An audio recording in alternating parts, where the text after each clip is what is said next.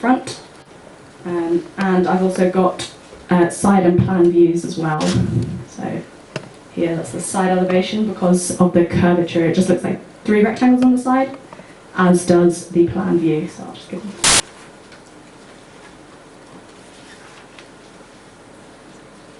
Okay, so I needed to find a way of creating the own energy source for Parliament. So my decision was that on a building that was going to use modern structures, including glass and reinforced steel, I could use some solar panels. I found online that Parliament uses currently approximately 20,000 kilowatt hours of electricity a year. In addition, there was unspecified gas. I couldn't find a figure for this, so I used the typical domestic consumption value in order to estimate the consumption of gas considering the consumption of electricity. So this came to an approximate total of 100,000 kilowatt hours, which included the 20,000 kilowatt hours of electricity and the 80,000 kilowatt hours of gas. In order to work out the area covered by solar panels, which is shown on here in the kind of faint orange highlighter, I had to do some calculations on the surface area of these spirals. Because the golden spiral is made up of many quarter circles, I could use a circumference to find these areas along the edge of the circle, and multiply them back by the depth that I decided on of 32 meters, which would cover the whole way back that there is on the current model here. So using this, I found the total area that I could have with solar panels. Obviously, I decided that the entire area would not be covered in solar panels, there'd be space in between them. So I took 90% of this figure to be covered in actual working solar panels. According to the Centre for Alternative Technology, photovoltaic solar panels in domestic systems take up about 20 to 30 meters squared for 3 to 4 kilowatts of power. Also, for each kilowatt of PV panels, about 800 kilowatt hours of electricity is produced per year when facing south, as my model does, it faces south here, a year. However, in my model, because it would be made of glass and reinforced steel, I needed to have solar panels with some sort of transparency. So I researched and I found that you can use semi-transparent solar panels. However, these have half the efficiency of the modern solar panels in houses.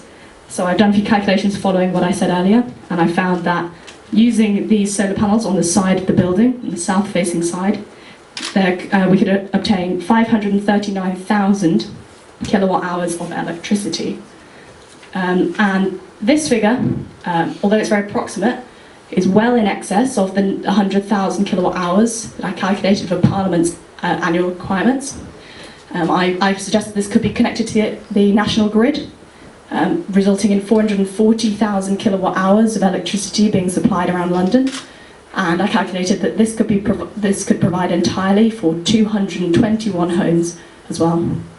Furthermore, because I'm building my model I would have my model made with glass, the Parliament's energy consumption may be lower due to the reduced light requirement.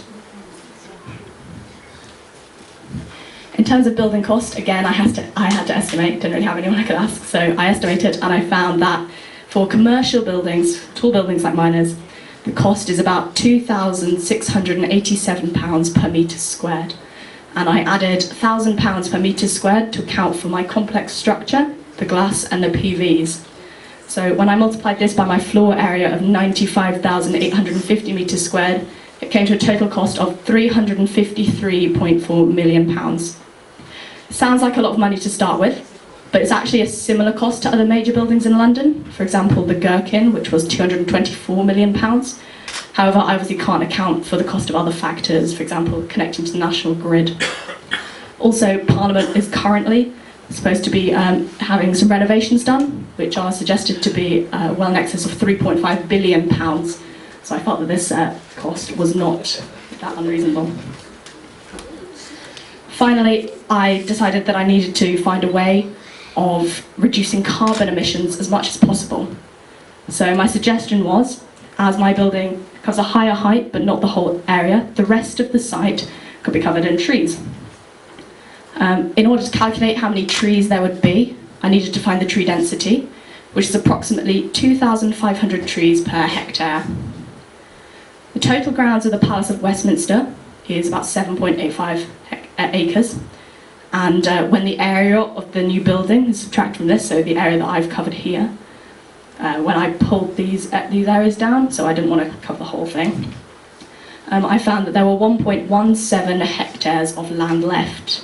Taking up 90% of this area again to allow for paths and borders gave 1.05 hectares, and this gave me 2,637 trees, which isn't actually a lot. Each tree absorbs 22 kilograms of carbon a year, which is in total about 58 tons, and this could account for about 120 people who commute by train every day.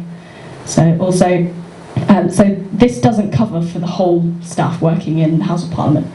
But the point is that it doesn't cover. It's supposed to set an example for the rest of the country to follow. We can't solve the entire problems just in one building. We've got to set an example.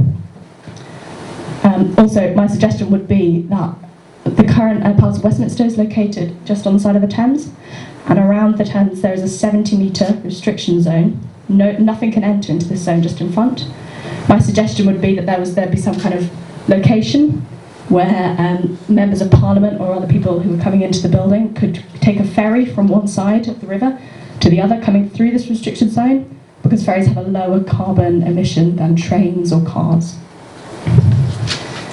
So in conclusion, my design combines science and maths to create a nature and Fibonacci-inspired building with 3 golden spirals, extensive solar panels, and a miniature woodland area. The solar panels supply far more than enough energy to easily power the Houses of Parliament, as well as over 200 homes in the surrounding area, as well as investing in new, progressive scientific research.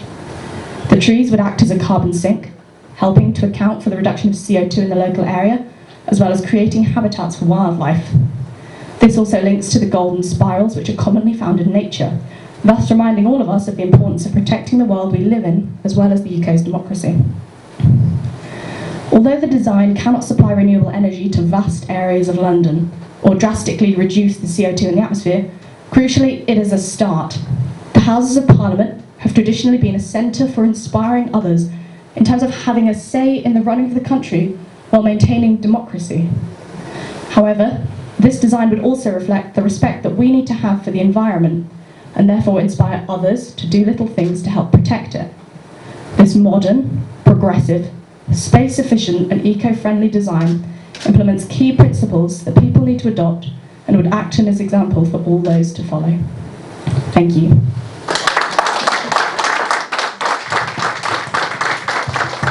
Thank you, Rosanna. Okay.